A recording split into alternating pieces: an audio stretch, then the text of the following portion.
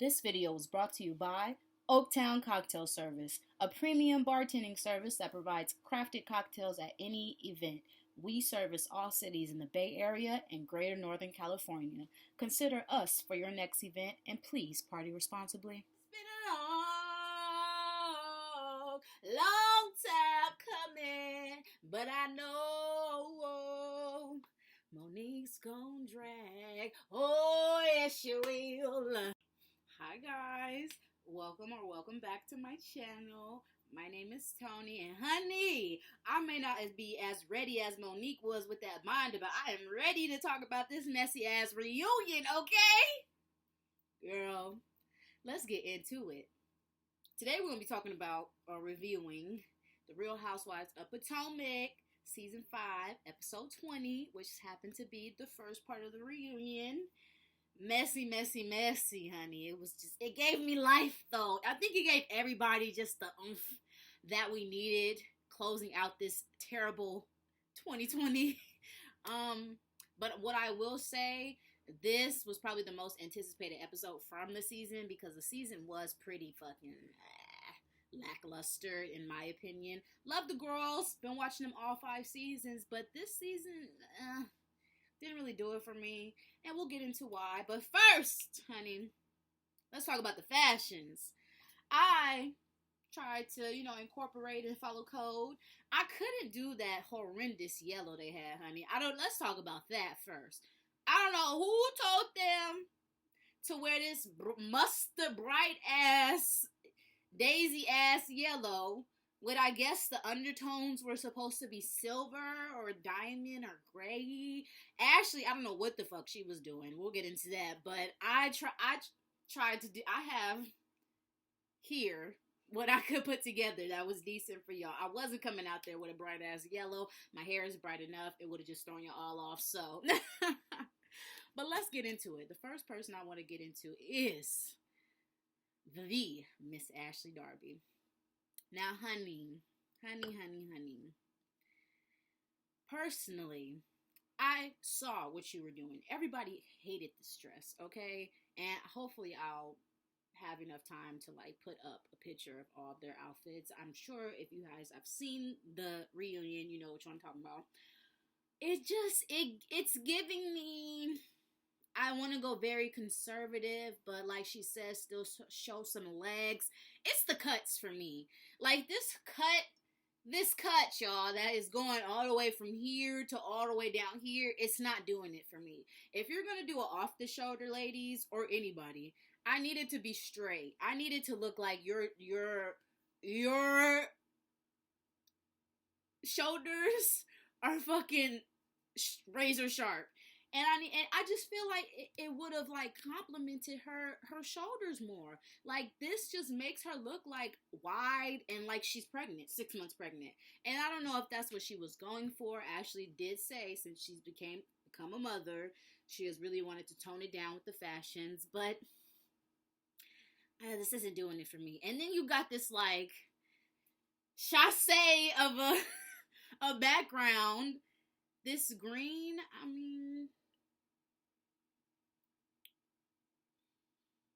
what is it? I was really searching high and low on the internet for the designers of these dresses, but I was not able to find any of them. However, it doesn't matter. It's the cuts. It's the cuts for me. This is what I'm bringing it down to. Even the shoulders are cut very strange to where they really wanted that piece, this green piece, to be included. But I don't know why. Unless this dress is giving me very much presenting at the awards type, gala, ball type. Even this would be too much. But I see where you were going, sweetie. You wanted something where if you extenuated your arms, or you were to move in the, because I know you guys are sitting down most of the reunion. If you were to sit in the, seat, you wouldn't want it to be, you still want some flavor to it. This ain't it, honey. Honestly, Ashley, what I would have loved from you is if you would have kept this dress, the outlining, maybe had some longer sleeves, so it gave us a ball gown look, cut this green shit that's in the back. I don't even want this cape that you're going for. And then if you would have had your hair like this, or like Jay Lee in her review said, Robin's Christmas party look. I loved her slick back ponytail. And then if you would have had like some diamonds, silvers on, or like you don't have a necklace on. That's what's throwing me off too. Like you have the earrings, but they're not like earrings where you're like, look at my earrings. These cost $1,000. That they're more giving me Macy's type. I don't know. I got it from the store just on a quick pickup that I needed to come here and put myself together. I really would have loved a beautiful like neck piece from her. Let me see the shoes. Yeah, the shoes were basic, but I get it. You're pregnant. And then just this unflattering cut of the thigh. Why? I don't understand. Let's move on.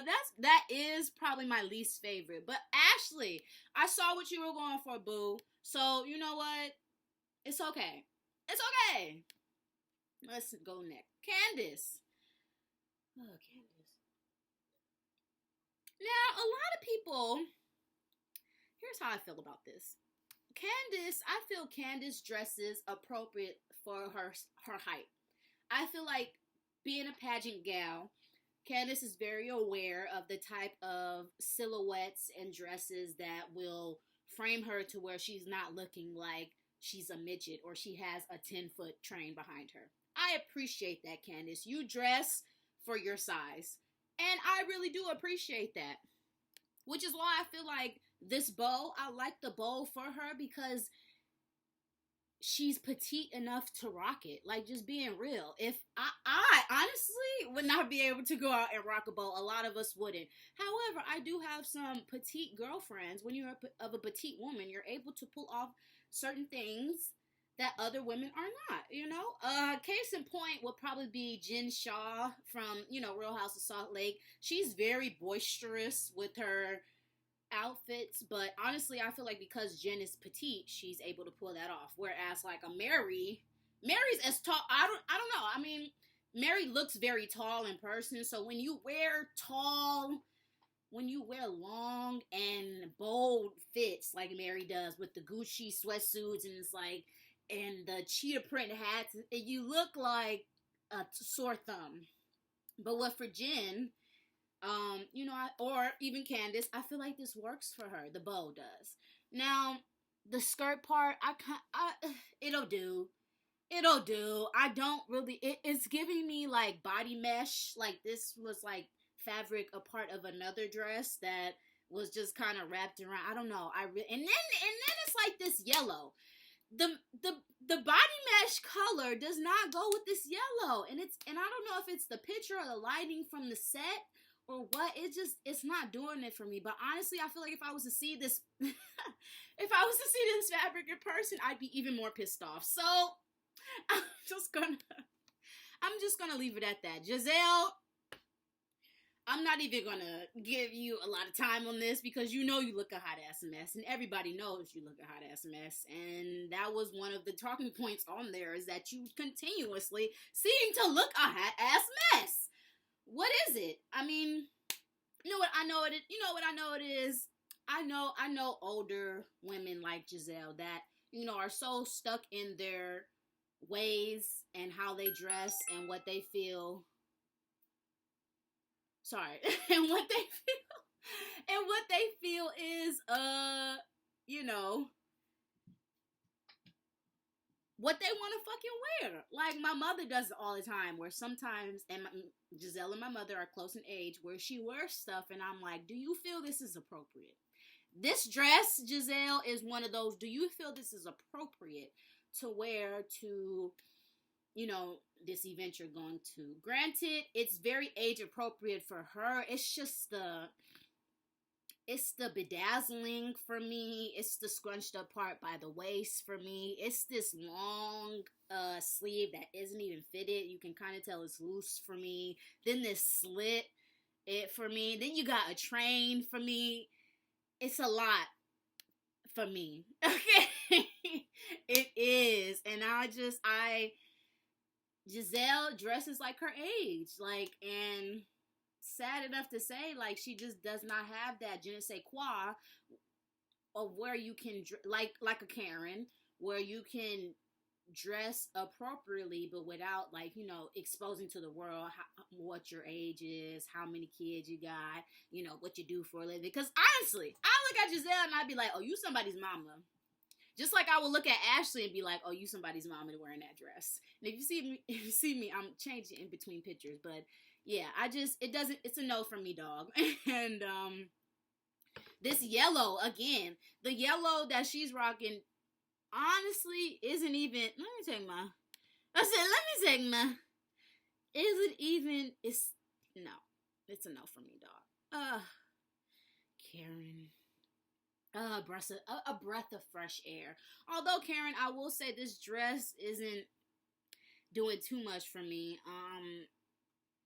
Yeah, it's a lot, Karen. I do like it. I do like how it fits your body. I am not the huge fan. I'm not the biggest fan of the cuts. Like, I don't see why this part is like solo with the strap, and then like another commentator said, your hair is covering the dress, which I feel like it should never cover the dress. And then you have this deep, honey, deep cut. Like the girls is sitting like that. And Karen, as we saw in the show, with your invisible, you know, little pasties, they're not. So that's just that. Also, with this lace, like, the lace comes from the sleeves, and you have the shoulder pads, and then the lace where the cut of your slit is. But I don't know how I feel about that. I don't know how I feel about that.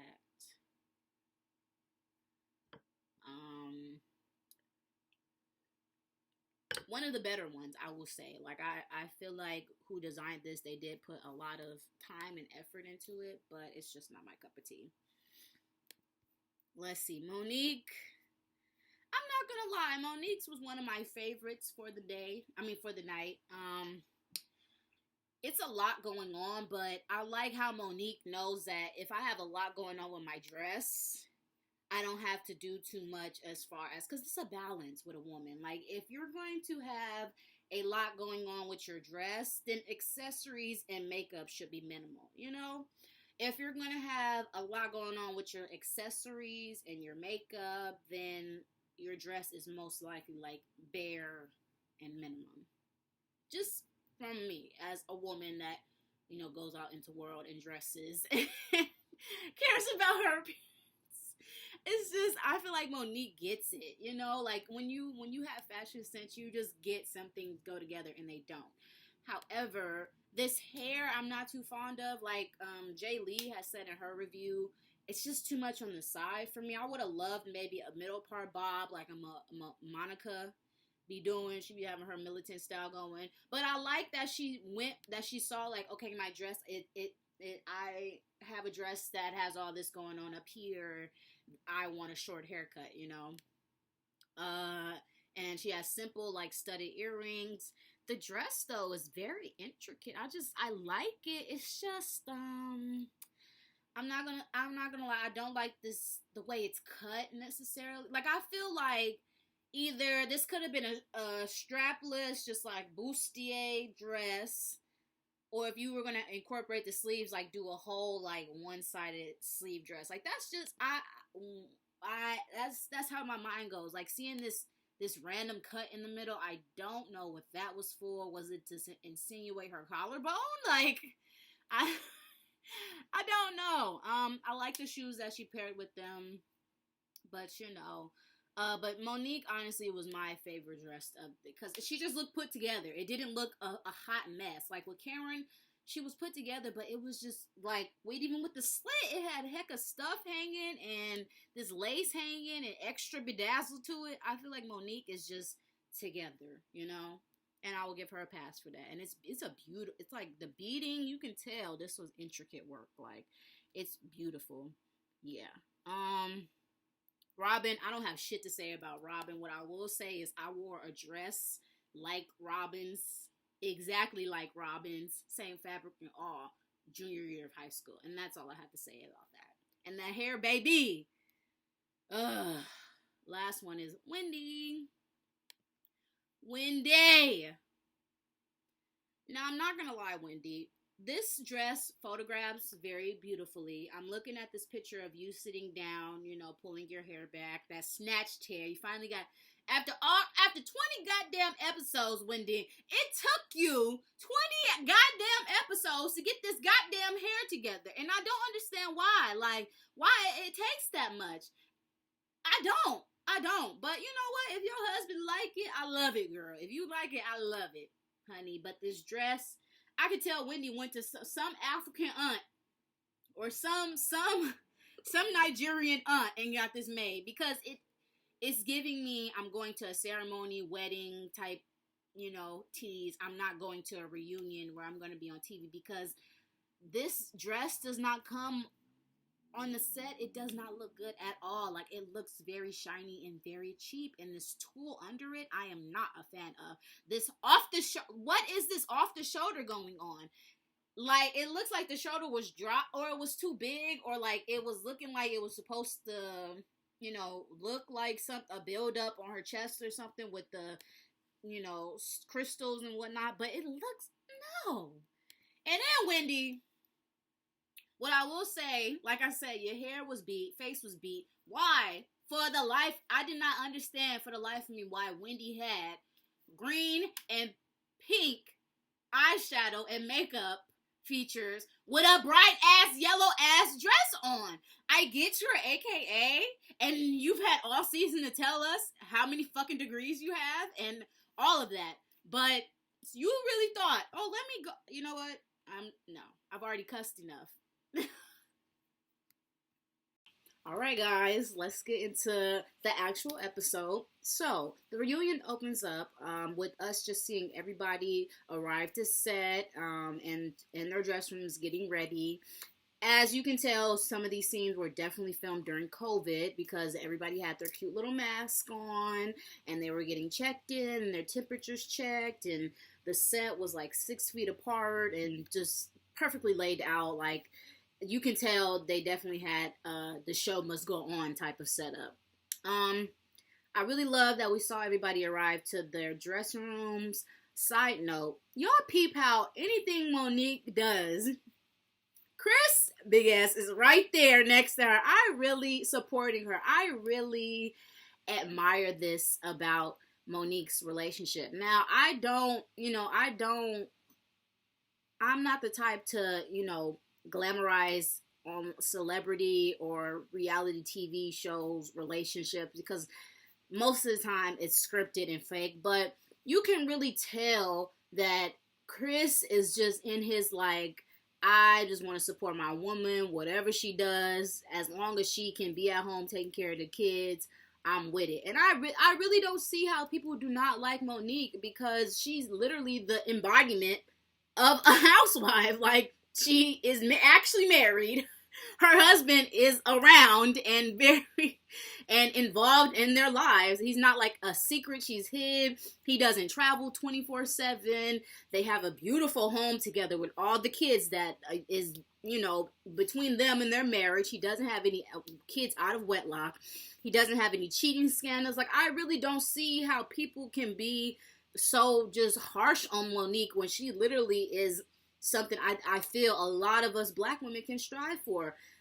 Character aside, not a lot of people favor Monique for her mouth and what she says, but I really respect her family dynamics and structures, and I love how anything she's at, literally, and everywhere she goes, Chris is right there on her side, and she's always with Chris supporting him with something. I really admire that. So we just get into that. The ladies sit on the set. Andy gets into explaining, like, the setup and the decorum, which I guess is supposed to be a replica of Portugal. It was cute. Let's say that. It was cute for what they could put together in the time. We go around and do introductions with all the ladies. Basically, just talking to them and seeing their growth over the 5 years. Andy goes over all the wigs Karen has been through, all the styles Ashley has gone from, all the dressing and everything the ladies have gone through, and just how they've evolved over these couple of seasons. And one thing we can all say is clear and evident, Giselle, you still cannot dress. Like, period. I don't see how. We'll get into that. The woman is unhinged. Let me just say that. Andy poses the question, who has changed the most? You know, honestly, I feel Ashley has changed a lot. Aside from, like, you know, becoming a whole mother, I feel Ashley just came on the scene very, you know, her young 20-year-old free self. You know, she just hooked her sugar daddy and made him husband. It's not like that, but you know, like how girls when they're younger and they secure that bag, they're just living off a life and they're just so ecstatic to be here and be in the circles. And then, you know, as the years progressed and the scandals happened and the babies started popping up, I think she definitely got a grip on life. This is bothering me. Okay, sorry, y'all. I think she got a grip on life and really just got it together. Another person I think has changed a lot is Karen. You know, I think we went from seeing Karen just like, I think Karen changed in many different ways. Not only did she lose her mother, but, you know, we saw Karen go from, you know, essentially a housewife to an empty nester. You know, because in the first 2 seasons, her daughter, or last daughter living with her, you know, kind of went off to college and did her own thing. And Karen was kind of ultimately stuck with, you know, how do I entertain my husband and keep him happy, but also, like, you know, feeling fulfilled myself. So I think Karen has changed a lot on just like what she wants out of life and her humbleness, definitely. I think Monique has grown a lot too, just into knowing herself and what she's capable of, because, you know, honestly, with this whole season of them kind of separating Candace and Monique, it's like, do y'all really feel Monique is a threat? Like, do y'all feel like Monique is the type of woman that if she's in any circle, she's gonna pounce on the next person, or are you guys just intimidated by her? Like, let's keep it a buck. I feel like a lot of ladies on here are intimidated by by Monique, sorry, and they just kind of are just very sedity towards her. I don't know why. Let's see. Andy asks about Karen's plastic surgery team, which I will say Karen is looking good. Okay. What's tea? Why does Karen look better at her age than Giselle does at her age? Like, Giselle, honey, the maintenance, okay, is not there. You need to get it together. And then Giselle had the nerve to be like, nah, new face. And it's like, are you upset, ma'am? Why are you really mad, ma'am? Are you mad because your face is up there? You put all your money into this home that you should have been had for your 3 kids, or are you really upset that you can't use it to fix that face and double chin that you have? That's the real tea. Who has changed the least? Giselle, definitely. And then Giselle gets all offended by it, but it's like, Giselle, wasn't you just in the back telling Candace that if she gets on this stage, she needs to go at them first before they can get at her? Was you just not backstage telling Candace that, and you want to talk about you have changed? Girl, bye. We talked to Ashley about how she's become more reserved and conservative over the years since having the baby, and she basically says that her body basically belongs to her son and the baby in there now. And it was very interesting because although I am not a mother, won't be anytime soon, I just find that can be a very unhealthy coping mechanism to how your body has changed since, you know, giving birth and whatnot. I don't know.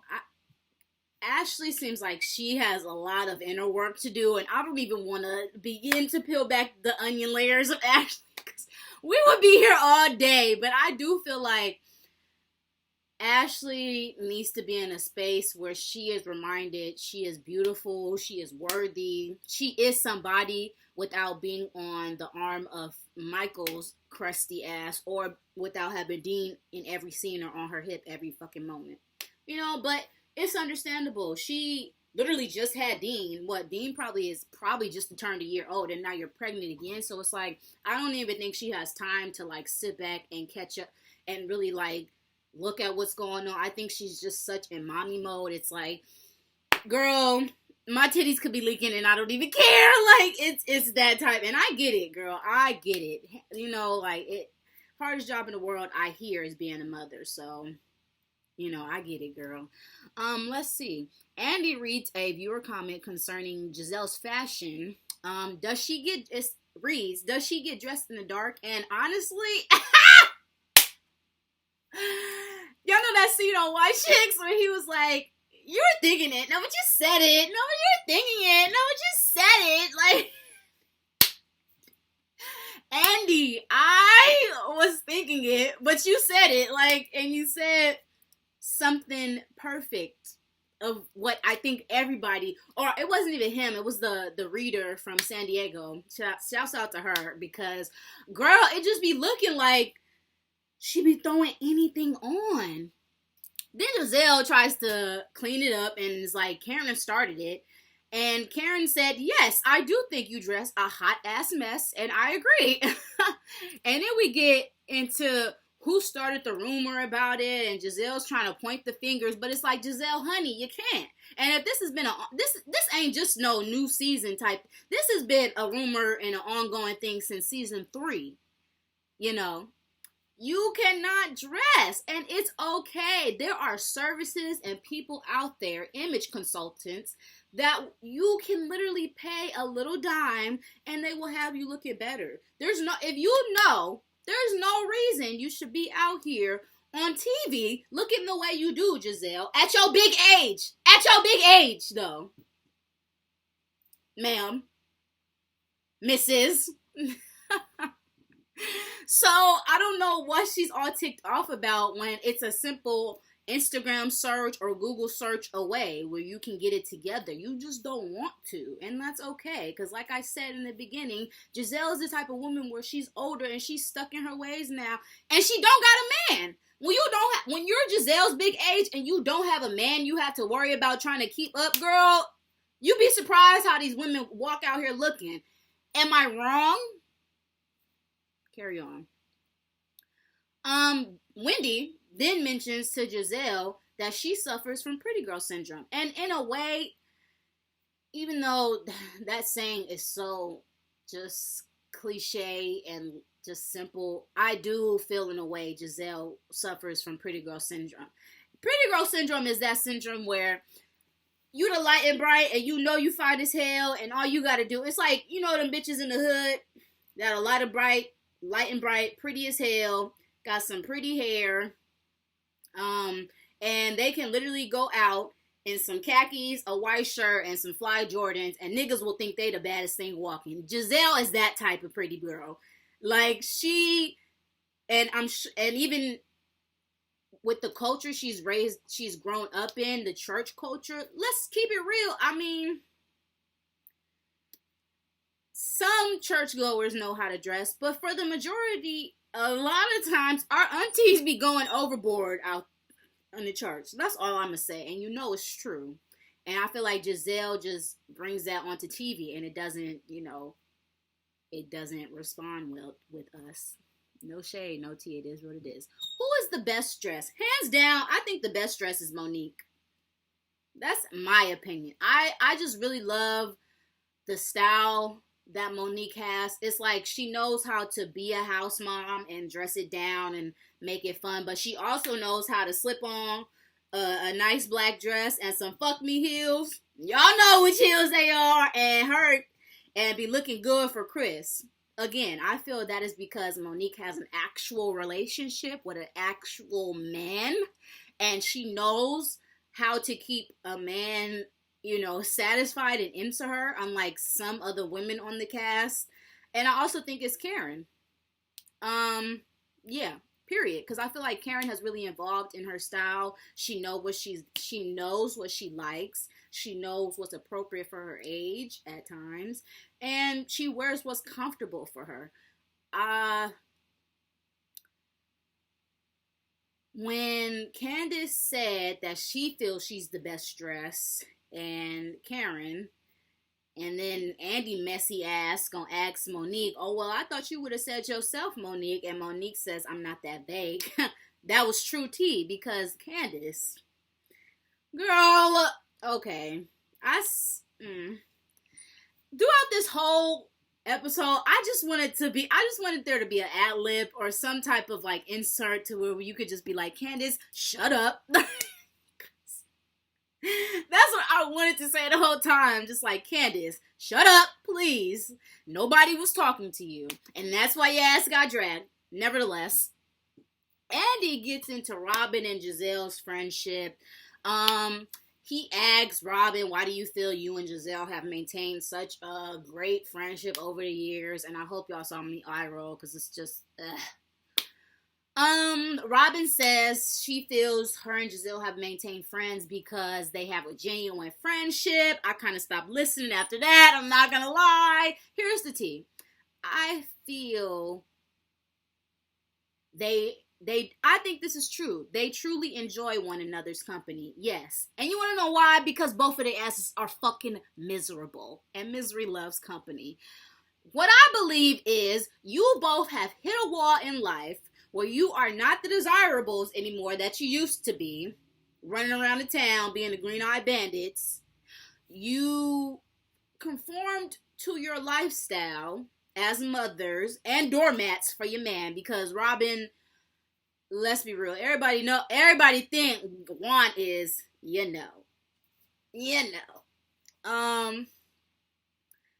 and you both enjoy terrorizing new booties and new cast members that come on, and you make a job and a storyline out of it. And I feel like when miserable ass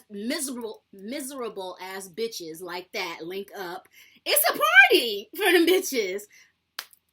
Simple bitches, if you will. And I know many women like that are just complacent in their life, and they like to find other complacent ass bitches that they can sit up and talk about they miserable ass, like, unhinged women. I'm sorry. I know many like them, and I aspire to stay far the fuck away from women like them. What's next? Robin then addresses the online rumors and questions, and about, the whole Monique and Candace fight. And Robin poses the question, or she feels that Karen orchestrated all of social media going against them too. And again, here's the problem with you simple-minded ass bitches. You can't even think about the repercussions to your actions, and you're instigating. You guys are instigators. Like, what the hell? And I know nobody has ever checked you guys about it, maybe because they have just been too scared to go against you, or whatever the case is. But when you're an instigator, people can see that shit and they don't like it. And yes, they're going to call you the fuck out because you didn't have no business being in it anyways. Y'all was the main one. Coming to Candace crybaby ass relief talking about when Monique tried to get together, y'all were like, so you don't feel remorseful? Like, y'all was coming, Funky Dineva said something very important. He said, y'all came after y'all jumped Monique because the way y'all came after her is like she attacked and fucked all y'all niggas, and she did it. And y'all had the most to fucking say. Child, bye. Whatever. That's all I had to say about that. We good on Wendy. Andy gets on Wendy dry ass. As her first season as a housewife. As her first season as the first Nigerian housewives. We're shown a montage of her heritage, how she's shown her ass over the season. We was shown her family, how cute they are. Her baby girl is very cute, I will say that. And I love her family structure, her being also married to a Nigerian affluent man. I love that. Wendy, why couldn't you have showed us that throughout the season? Are we fucking here? Focus. We hear about her job status, which... Come to find out, y'all, she's still employed at fucking the Johns Hopkins University, as she says. Okay, but girl, why did you just spend 19 motherfucking episodes talking about how you wanted to leave there and be a housewife? See, this is the shit. This is the shit I be talking about. And is it me or... These bitches just be mad because they wish they could. Oh my God, sorry y'all. They wish they could be what Monique is, and you can't. Why? Because you don't got it like that. You don't. Like, she talks about her job status, her degrees. Andy poses the question to Giselle, or it was like it was kind of like a fan question of like, Giselle, it's strange that you favored Wendy when you've been so shady to the other new members. Come to find out, these hoes is sorrows. Not who was surprised, not me. And that's pretty much why they was clickety click and all buddy buddy. Makes sense. Ashley butts in and she's like, I find it intriguing. You're shadier than a palm tree, but with her you were so, oh, welcome. And I thought that was funny because Ashley was on go this episode. You can tell Ashley has some shit to get off her motherfucking chest. I feel you, Ashley. Giselle mentions that she just liked Wendy's energy and yada yada yada. I was like, whatever. Then Andy gets into, the viewers feel you are always showing off your degrees. Ashley again butts in saying, yeah, that's all good. We're very proud of your degrees. Because essentially Wendy is like, well, I'm always having to defend my degrees because I'm always on the defense and, you know, always having to prove shit to you bitches. And that's the problem. Who asked? Like, it's one thing to be accomplished academically and then to have an actual character and be a good fucking person. And I think that's all what they were getting at. Is like, yes, you are accomplished. You got to these rooms and these tables for a reason. But like Karen said in one of the episodes, you know, common sense ain't so common. And I got here because I succeed at life. I don't just succeed in a classroom or somewhere where I have to get a piece of paper saying how fortunate I am. I succeed at life. And I just love that. Because it's like, Wendy, when you got it, you got it. You don't got to flaunt it. Period. But I do get where Wendy was coming from. And I'm kind of glad she said what she said as far as, you know, since I am the first Nigerian housewife, I have a certain, you know, title to uphold. Like, this is just how we do it in my culture, and we see education as a very big thing. So, you know, my bad, but this is just me and what I stand for, which is great and all. But Wendy, we don't know you. We can Google all that other shit. What are you about? I digress. But I like what Jay or Lee or Funky Dineva, one of them said. It's not that Karen seemed least impressed with Wendy's degrees. It was the fact Karen was least unimpressed by Wendy, period. Because when you have a certain charisma to you like Karen, you can spot bitches that are just trying too fucking hard. And I think that's just what it was. Then we get to Candace, her struggling ass singing. They talk about her growth with Chris through the show, how they finally moved out and into their own place, which hopefully, if they even have her on next season, that will keep her from crying all goddamn season, if she's even there. Talk about her deciding if she wants to be a mom or not. And honey, don't Chris got 2 kids already? Like, what is the tea? I need the tea. Y'all ain't saying shit, but Lord. Okay. Anyways, Andy messy ass asks her about, how does your song compare to Coffee and Love? Then Ashley and Candace get it to it. Because Andy is a messy ass bitch. Candace said, and then Candace got the nerve to be like, the man you're laying with is itching. It's like, why did you even need to go there? Like, Andy said, also follows up with Candace about her Twitter fingers and said, you are a disaster on Twitter. And I'll take it even a step further, Candace. You are a disaster in real life. Like, you just seem very chaotic with your energy and your mentality. And it's pretty fucking just Distasteful. You always talking about somebody is trash and distasteful. And of all things, as a pageant girl, you should be able to conduct yourself a certain way where people like you. And on here, you just don't. It's not giving me likableness on here. Sorry. And it's a rumor that your ass not even gonna be here next season. So we'll see what's true tea. Because after a certain while, it's like you keep playing victim. You keep saying, and I've had to learn this myself. You keep playing victim. You keep saying out of pocket shit. People don't want to keep you around. Like, I'm really surprised Chris, old ass, wanted to marry you. But that says a lot about him. Digressing. Yeah, and so they get into it over that. You could tell Ashley was just on go because she had some shit she been meaning to get off her chest for a couple of months, and she wasn't trying to hear nothing that woman said. To the point, even Robin was like, "So wait, let me get this straight. You're offended because Candace said Dean looks just like Michael, the father of your child," and Ashley was like, "Is that not rude?" Robin was like, Girl, what? I was pretty confused by that too, because it's like, girl, what do you expect when you mix strong ass genes like that? Nevertheless, Andy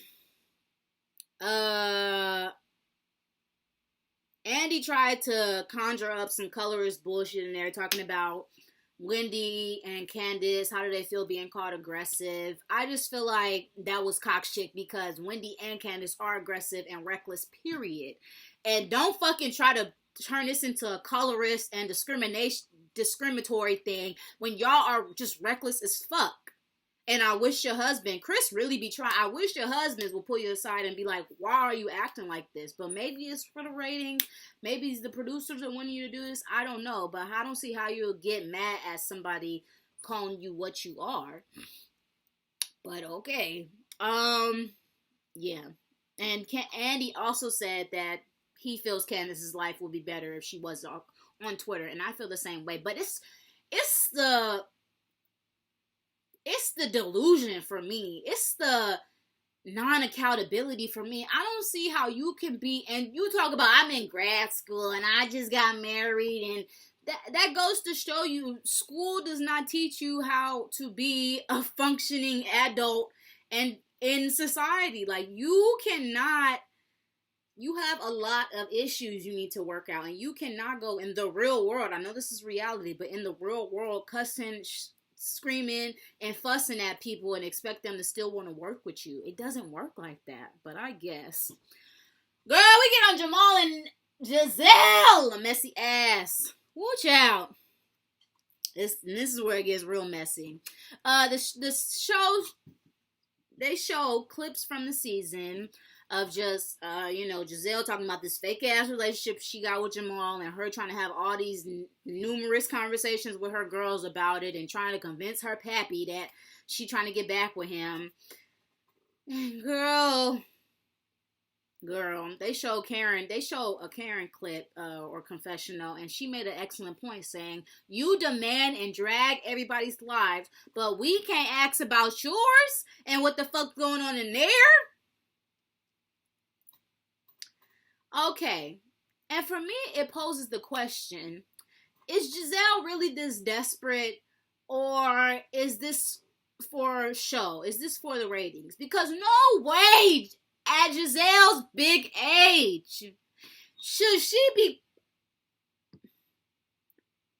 There's no way she should be putting up with this. But... when you have a fucked up mind like Giselle, you will put up with a lot of shit. And that's the only way that's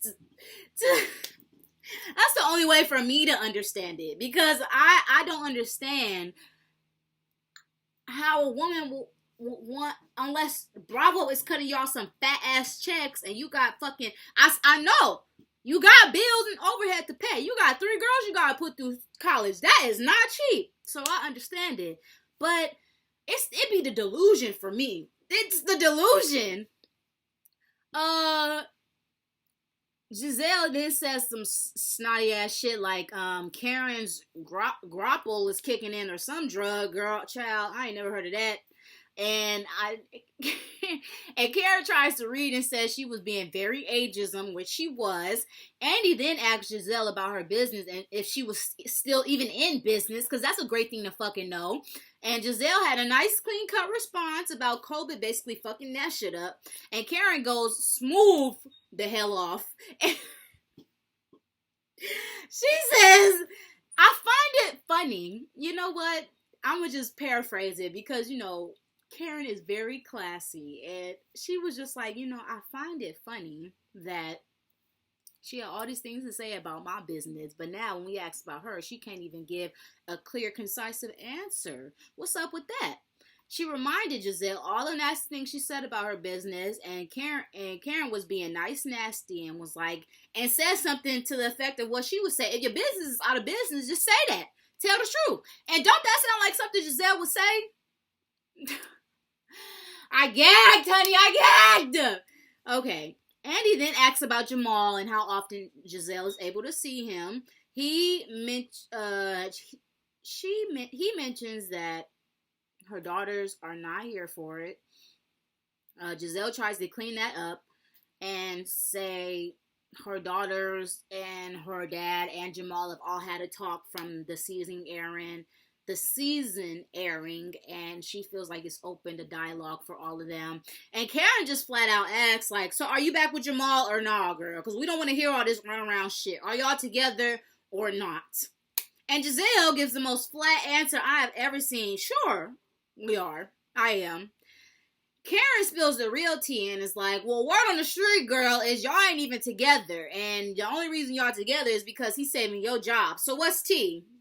And I was like, oh, shit is getting real. Shit is getting real. Girl, Giselle is stuttering and muttering, and Monique comes out.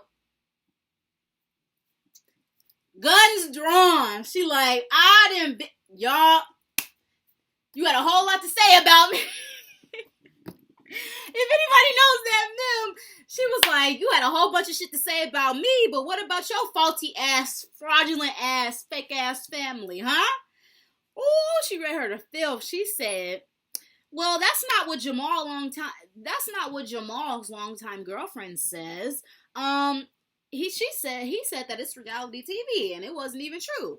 And Candace, out of nowhere, and they're like, thank you. I think everybody is shocked by what Monique has said.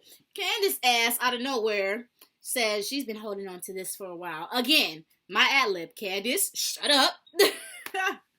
She reads Monique goes full blown in. She's like, I have screenshots of Jamal asking this woman Monique says is a pastor out there and has, all the tea, says he be asking her when she's all let's kick it, like some real boyfriend, girlfriend, dating, courting type stuff. And the woman brings up, him trying to get his old little family back together. And he says, what family? And I'm pretty sure when he was talking about what family, he was genuinely confused because, like Giselle Pappy said, he got about 6 baby mamas. He probably really didn't know which one she was fucking talking about. He was like, which one? What family? And that is disgusting. Somebody get their pastor. Can't she reads the phone number, girl? Andy messy ass gonna say, well, is this his phone number, Giselle? Candace goes off trying to come to Giselle's defense because she can see Giselle is about to have a fucking stroke and about to puke. Candace says it's disgusting and pathetic. So the receipts that Monique is bringing to us from a whole ass pastor is just some hoe that said he said she said. Okay, Candace. All right. You should just sit there and eat your food. Like, just sit there, please, because then nobody asks you.